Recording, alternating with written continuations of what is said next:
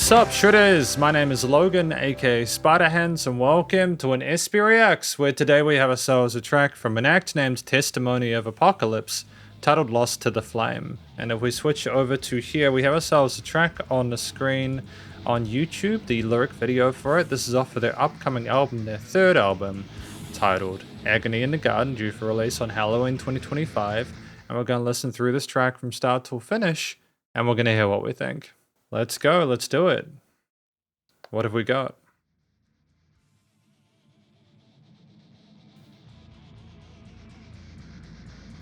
I'm liking the sound design with the slow build there on the sides.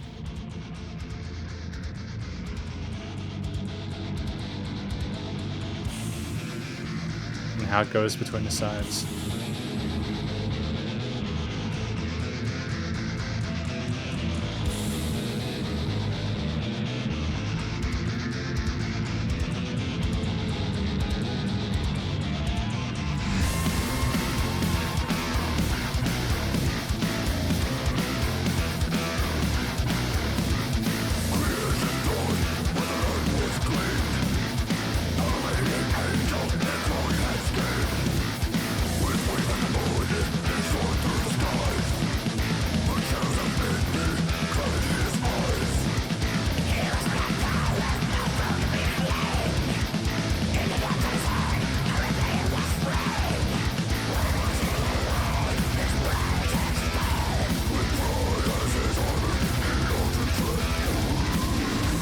I like how the rhythm of the guitars remains consistent with the riff, but the drums are doing a lot of different types of movements and speeds with their various kick, cymbal, and snare patterns. It's nice to have the variation there.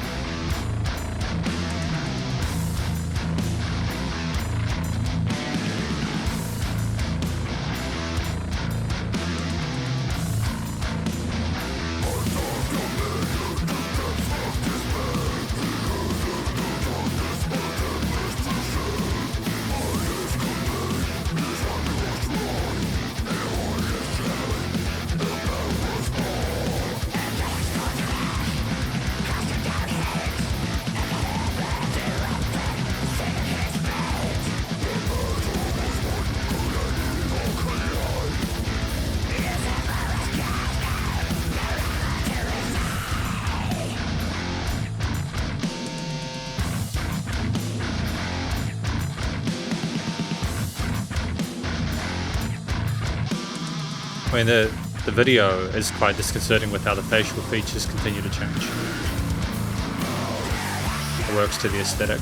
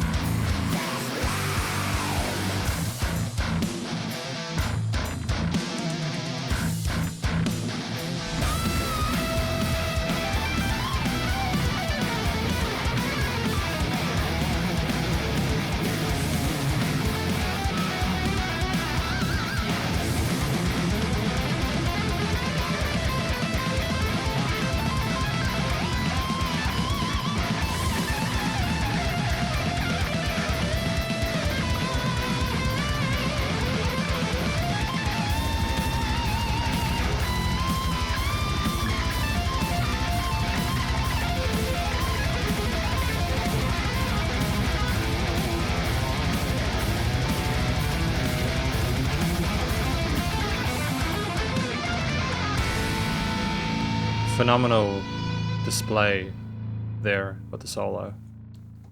Is that it? Crazy how that just flew by that way. Rocks Records. Very different vibe to the end of it, but that's okay. And we got the website there at the end. I'm wondering if that's meant to say .com there, but I'm not sure. Either way, fantastic song. We're going to talk about it more in the conclusion. So welcome to the conclusion of my review of this track from an act named Testimony of Apocalypse, titled Lost to the Flame. Now, what do we think this track is about. So I think that this track is about the battle between heaven and hell. It's really vivid. There is a lot of really descriptive words used to elicit an imagery, and I think the music video goes alongside that. There's a nice connection between those two. It's really intense subject matter that I think is going to appeal to people regardless of whether they're simply listening to it for the metal element or if they're behind the more sort of like spiritual elements of it, or both. You know, I just think it's nice to have a couple of niches adhered to at the same time. They talk about his kingdom in ashes and stuff like that, and it just does seem like a horrific scene. And I feel like if I had more time listening through it, I'd be able to get the whole context within a few listens, just because there's quite a lot going on within the piece to absorb, you know. I think if I was to talk about a few things that I thought were done well with this track, the first would be the structure of it. So it was really cool to have the first part of the song kind of almost seem like the army coming up to the gates, kind of rising upwards with a mixture of filtering, with a mixture of the different instrumental takes coming upwards, with the things going from side to side, almost like it's about to erupt. And then for it to lead into everything else after that, which is kind of that tension boiling over. And there's lots of different sections with like verse and chorus sections, I suppose, though, but we don't ever sit on one idea for too long. We're very sort of attentive with our transfers and the listener's attention. We don't want to take it for granted. There are, you know, that intro part where things were building was a solid 30 seconds of this 4-minute song, or this 3-minute 45 track, but I feel like it was great use of real estate there, simply because it adjusts, and because you've had no idea what you're up for until that point in time, it's not predictable. There's lots of normal time and double time and like even halftime grooves with the kit and the mixture of different guitar riffs and bass lines, with the vocals rolling along with those rhythmically. So you have differentiation of the pace of the piece. And we also have extended like guitar solo section near the end there, which is very colorful in the mid to upper register, and it's just a nice contrasting lead to a lot of the growled and sort of like fry or kind of coarser oriented vocals that are throughout the predominant amount of mix. So I feel like structurally it's intriguing, it's invigorating, and I think that it represents the intensity of what they're discussing within the lyrics. I think it is also the guitar performance in general. I mean, there's a lot that I appreciate about the song. I'll mention a few notable mentions near the end without going too much into those, but I think that the guitarists throughout this, you have some really funky, curious ideas that both enforce the minor leaning towards this, whilst adding some Phrygians or like, you know, flat seconds or more exotic harmonic or melodic minors, whether in the rhythm or the lead elements. And you have a dexterous performance across the board that sounds nice and heavy, whilst, you know, being attentive of the speed that the drums are going, whilst also, you know, when it's got its own time to shine, it does soar upwards, and there's a lot of sweep picking and tremolo and sort of shred there, but a lot of it, it's incredibly melodic and it's tasteful. It's not deliberately trying to play fast for the sake of it. There's a sense of purpose to a lot of the passages there. There are individual concepts that go between each other. And, you know, like for example, there's like an almost sort of blast beatish kind of section there where that is more sort of like intense. So the guitar parts speed up on their end, and you've got like 16 triplets or something like that. And you're kind of working with some neoclassical elements with the scaling there, which is a nice sort of combination. Neoclassical elements with metal shred on top of that kind of sort of minor orient. It just sounds phenomenal. And so you've got a nice sort of awareness of our place and purpose within the mix, whilst also adhering to the chord progressions, bass lines and bass notes, etc., and rhythmically being attuned to what the drum's doing. So the guitar parts in general, whether they are breakdowns or pinchies, harmonics, where there are sort of single script or single string kind of ideas there to have more of a sort of a pep to it, and lots to appreciate.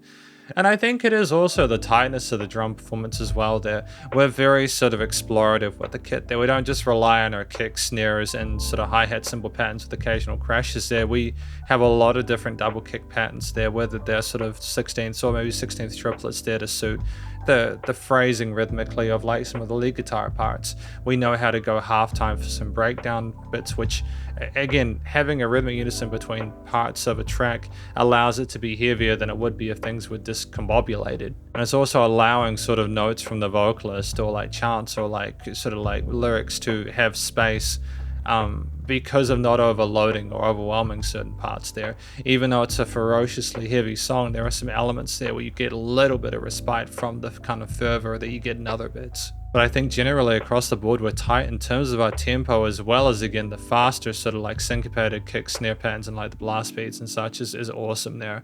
We were attentive with the ride bells and a little bit of air candy on the kit as well when we needed to be. And it was just a really satisfying piece to listen through in general. I think that the guitar, drums and the structure are the highlights for me.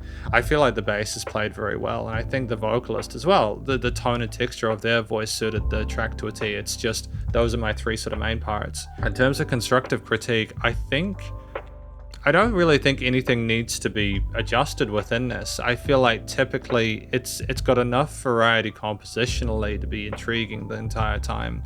And I feel like if you're familiar with Testimony of Apocalypse's work, this is a continued sort of march in the right area. But I think that some of the highlights, such as, again, that intro kind of building up like that and that intensity there, especially this being the third single off of the album so far, it's just great to have that many songs they have that confidence in. But ultimately, yeah, stellar around, no complaints to your production either. That's commercial grade. Yeah, I wish them the best of luck for the release, because thank you for watching my review of this track from an act named Testimony of Apocalypse titled Lost to the Flame, and hopefully you enjoyed it. If you did, please do go show them some love via their various social medias and their various linked trees and YouTube pages, and stay cool and stay safe, and please remember to support your local musicians and artists at this point in time, as they need the help more than ever with all the crazy stuff going on in the world. And I'll catch you in the next SB Reacts. SpiderHandz out.